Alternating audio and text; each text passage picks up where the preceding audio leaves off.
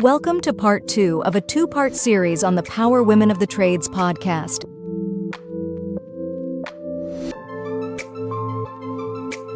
Hi, I'm Kelly Rowlett Pressgrave. I'm president and CEO of Work With Your Handz, and we are so proud to be a sponsor of Power Women of the Trades podcast. You can reach us at workwithyourhandz.com. Kelly at workwithyourhandz.com is my email.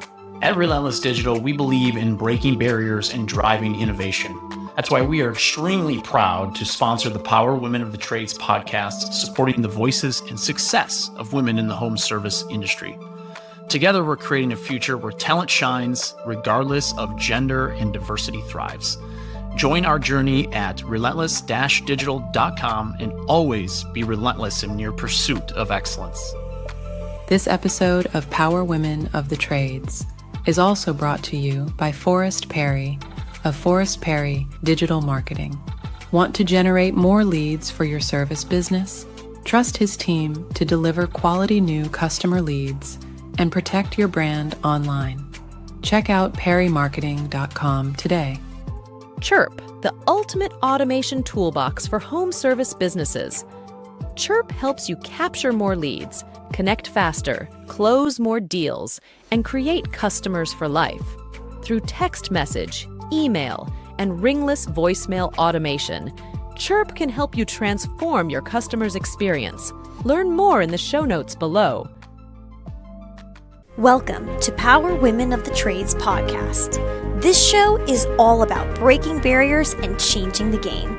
Our guests will feature some of today's most successful female entrepreneurs and other advocates of our industry as well. Because if there's one thing we know for sure, female-led entrepreneurship drives change on multiple levels. We want to empower women in the trade industry like you so you can maximize your potential, stay balanced, achieve long-term success, and claim ownership over your life. Let's get started. Well, and think about if you ever wanted to recapitalize your business, Heather. I know you've worked with a lot of companies that the owners had an exit strategy, either just to monetize that or can you speak on anything about how private equity looks at the PR surrounding the company? Is it relevant? Do they look at that? Do they care? Is it part of the marketing that they look at? Yeah. One of my very first clients was Mike Aguiliaro, former owner of CEO Warrior. I don't know if you guys... He just got mentioned earlier in the first Josh did. Yeah. Okay. Yeah. When he owned Gold Medal Home Service, he contacted me. This was back in 2013. He was one of my first clients. And he told me, my 5-year plan is to sell Gold Medal. He said, I don't service the entire state of New Jersey, but almost. So he said, I want our media coverage to extend as far, throughout New Jersey, but as far national as we can, because I want someone to buy me. This was back before all the PE stuff. So this was, this was home service company or buying home service company. And we knew that. We knew that was his strategy the entire time. So that's what we did. We got him awards. We got him Contractor of the Year. We did Truck of the Month with P&M Magazine. And of course, we were doing the local New Jersey pickup and stories and interviews. And then we later got him on New York City coverage. He was interviewed in, I think, Fortune Magazine. And we got him the bigger stuff too, and it's a momentum building thing. But sure enough, Horizon Services caught sight of them and purchased the company. So I think they were based in Pennsylvania, but they did see the news. And he says to this day, PR helped him sell the company. Right. There's definitely a purpose. Interesting. And you have worked with Service Titan. I know you've spoke about working, I think, with Aura, maybe. Well, Heather is a huge presence in our industry. Yeah, truthfully, it's funny. It's not funny to me. I don't know why I said funny, but Heather, if you've not met Heather in person, she's wonderful, but you are a little more reserved than the rest of us. I am. Yeah, very reserved. And so I I think that is it's kind of funny to me because you're a powerhouse in PR and you don't even probably give yourself that credit. Is that that's a female thing though? Like we dismiss what our accomplishments are. Yeah, I love helping people grow and I love teaching them about PR. And I don't consider myself a salesperson, even though I'm the only salesperson here at Ripley. But I'm so passionate about PR. That's why I think I'm good at it. But I'm very much an introvert, probably the biggest introvert you'll ever meet. We've connected over that because I'm the same. But she will put you in a chokehold. Yeah. She will quietly kick your ass. That also cracks me up when you post about your martial arts stuff, because I've had that. Because I know, okay, so people that I went to high school with cannot believe I am who I am now, because in high school, I was super quiet. I didn't talk to people. I had very little friends. I was very reserved. I had a lot of trauma going on at that point in my life with my father, but that relates to all of that. And I was a closed up child. And so now I'm like literally complete opposite. Like you're reliving your childhood now. Yeah, probably. That's why I throw tantrums sometimes too. Anyways, ding, ding, ding. We need like a little drum set, and I can be like, da-da-da. Anyway, so now I'm like this person that I was always meant to be, but I know I'm a lot. I know I'm a lot. You say it again. I'm a person that I was always meant to be. Yeah. Aw. That's I love big. Leslie because she makes me. That's like a big thing to say about yourself. Yeah, she makes me feel. But I know that sometimes I can be a lot still. And so when I meet people like you, Heather, who are just a powerhouse, but I know that because I've talked to you and I have a relationship with you, I know that you probably water yourself down to some degree. It makes me want to just be like even more like girlfriend. I feel like Heather's about to cry right now. Don't cry, but I just feel like, girl, like you've worked with some big names and you are a professional. You are the glam and the celeb of PR. In the home service industry. But you have, with your agency, you have literally helped to be a part of building big brands. But also like, I just feel like part of this is that you don't have to be someone, was, I think Landon here. I'm always talking about Landon. Don't tell him. Landon posted recently about influencers, and did y'all see that post, right? And one of the things he's basically talking about is there's these influencers who really didn't do anything, and then there's these people who have. And I think sometimes I come off, I'm not speaking about me specifically, I come off pretty harsh because I always joke about influencing, but I'm not selling anything. Right? I don't have anything to sell. I'm just talking, but I have this big personality. Then there's people like you who have done these amazing things and you don't always put yourself out there like that. And I think what you're showing Heather needs a PR team. Yeah.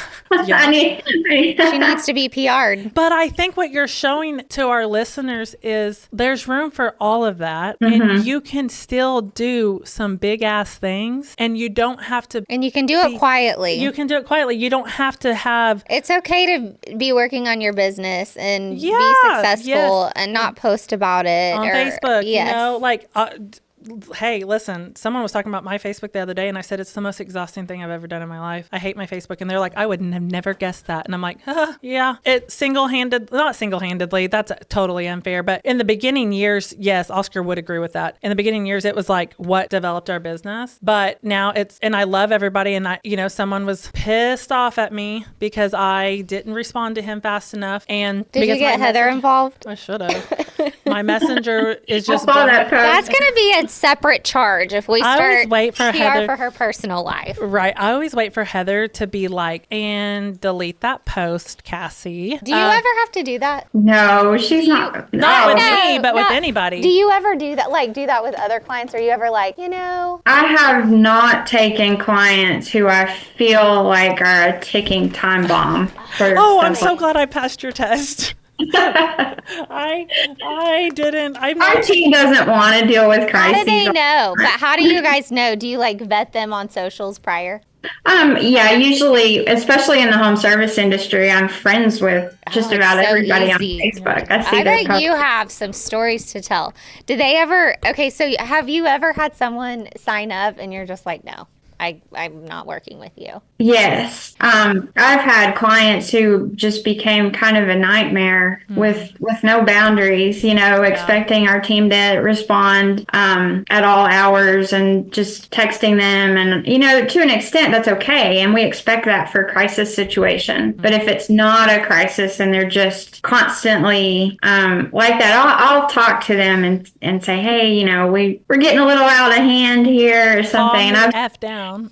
I've had a couple of those conversations, and ironically, those ended up being some of our best clients because they appreciated that open, honest feedback. Yeah. Okay. I can tell you I love Heather. I do too. She's You're just so like, calm. we need to talk to her more. You probably need to call and counsel us. We need to get on a Zoom weekly with her. She's a very calming presence. That would be fun. Yeah. It would be. I think that you have to grow, and I think you have to be ready for certain relationships. I know that, and I very candidly talk about this, that 5 years ago, 4 years ago, 3 years ago, I'm not the same leader that I am now, but I also wasn't the same operator either. And I definitely had relationships with vendors back then that probably could tell you a story of I was difficult to work with. I know one in particular. We're friends now, but I know in particular, we were both difficult to work with, but I had some ownership in it too of like there's just things there, but through the growth, you have to kind of start taking some accountability and taking check on your life and what's happening. And I think, specifically, first of all, 5 years ago, I wouldn't have understood PR in our business, but I probably would have felt like you needed to do more for me back then because I wouldn't have understood what you were doing for me. You know what I mean? Like, I think there's a time and a place. And I think that's where sometimes some of these relationships go weird is because you hire people that you're not necessarily ready for maturity wise. You have to be able to check yourself and be like, this is an industry leader who has taken me on and what they're saying is probably correct, and I need to listen to it instead of believing everything. That's hard. Well, and you're not alone in that at all. I mean, I'm still having conversations daily with companies who are 10 million, 40 million. It doesn't matter. They still don't think they need PR or that they're not big enough yet. They still have the same thoughts you do. So we're members of Nexar and we just had a coach change and another one. Well, because our coach was like promoted. One. Yeah, he was like promoted. So it's like a good change. And we're super excited about our new guy. And someone had said, are you upset because you have a new coach? And I'm like, well, no, because everyone gives so much value. I've had amazing people, right? And I was going through because there are years, this is our third coach, and that's not a bad thing. It's like I can find change. Yes, it's a recent change. And because our guy was promoted.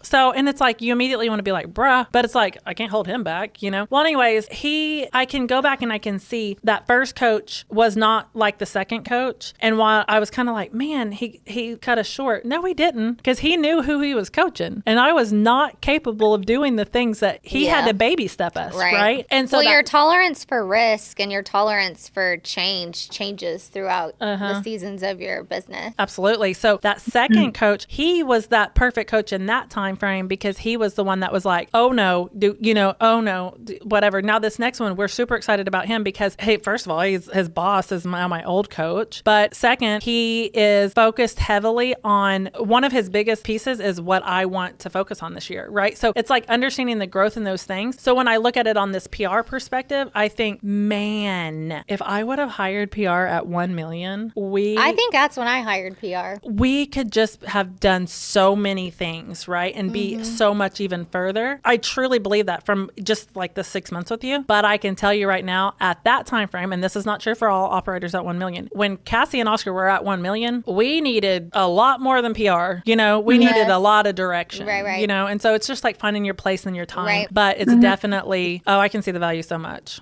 Yeah, well, I'm glad to hear that. One thing that I've learned over the past few years is PR, it is changing. It has changed. And I'm starting to see like AI stuff. People are trying to play with that and see how that works out. But one of the things that we're doing now a little bit differently are those $1 million companies. We're testing, we're showing them what PR can do on a project basis rather than an ongoing basis. So if you hit PR PR 4 times a year with a cool campaign, they're starting to feel those results a little bit. I love that. I didn't know you were doing that. Yeah, and as they grow, they can start doing it a little bit more frequent. Yeah, that's great. It's not that big of a number off your budget. I don't know if this is a fair question to ask you, and because I don't even know the answer, I don't know. But do you is there exclusivity with you guys, or because I think people talk about that a lot, and to some degree, you need exclusivity in some degree. Some things, yes and no. Like Google, for example, you can't be the top of Google. You can't promise it to 2 people in the same space. Is there exclusivity with you? Yeah, because if you think about the way it works, it's very different than traditional marketing. We're pitching the same media outlets, the same types of stories as we would be pitching your competitor. So who gets the story? You know, that would hurt us as much as it would hurt you because we wouldn't get as many wins. So yeah, we do. Now we have had 2 clients in a market where it's like North Boston, South Boston. It's the same media market, but they're not overlapping with competition. And they have different services. So one might be heating and air and the others might be plumbing and electric. And they don't compete. In a situation like that, we talk with both parties and we tell them, hey, do you guys know this? And I totally. And that makes sense. I love when that people tell me that I do have exclusivity because I'm like, locked up in Tulsa. Locked up. I got that. You're not competitive at all. At all. Not at all. Not at all. I'm so glad we got to chat with you. We've been meaning to, since the very first AHR. And then our audio didn't record. The in-person was fine, but then the audio, so we never got to broadcast that one. But I will tell you right now, you got a better interview today than then because we were such a mess. That was our first week. I was nervous. Our first Heather was nervous too. We were all nervous. We're on stage. That was so awkward. That was like, I guess it's normal at events now. That's how I see them going, but it's still, I feel like I get up there, everyone's looking at us, and then I feel frozen. Like people watching me talk is so awkward. Well, especially that time because it was like our launch. Oh, yeah. Back if we had PR for the podcast, that would have made sense, right? They would have launched us. But we had more people watching. So we were launching and that was the whole thing. But now it's funny because we record in the studio in Oklahoma City, and Jimmy, he's the owner of the studio, and like 6 months ago, he was like, y'all have really found your groove. And I was like, are you saying that we just now got good at this? And he's like, no, that's not what I said. I think we just got comfortable. But we finally did get our groove, So that first recording with you, when I go back and listen, I could hear like the stutters and the I had a drink. I had like 2 drinks before that. I was drinking on stage. Yeah, she was like, now we're just not that. We've just found our place. So this is much better for sure. So, but anyways, we really I appreciate you for quality. We appreciate you doing what you're doing. Thank you. Don't water yourself down. Stand up. Okay. You're great at what you're doing, and you have worked with some big old people, and you should be so proud of what you've built, and we're proud of you. And I know, we had kind of talked before that today was even kind of a rough day for you, and it's like on the rough days, don't let the rough day take away all of the other wins. And that's something I tell myself every day. I think I even told Kaylee something about that on the way here. It's just, as humans, we want to wear the problem of today like a scarlet letter, and not allow ourselves to just know that sometimes today sucked or that failed or this didn't work, but we are still doing really great things. And so anyways, we love you, girl. Well, thank you. Thank you, Heather. Let's catch up again soon. Yeah, let's do that. This has been Power Women of the Trades. Like what you hear so far? Leave us a review at Apple, and make sure to listen to our other episodes wherever you enjoy listening to your podcasts. Thanks for listening, and we'll catch you on the next one.